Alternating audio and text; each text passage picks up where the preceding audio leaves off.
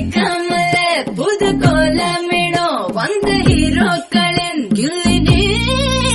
ஏதும் சொல்லாமலே என்ன செய்வோம் என அந்த லீலைகளின் கொள்ளினா சீனி பச்சு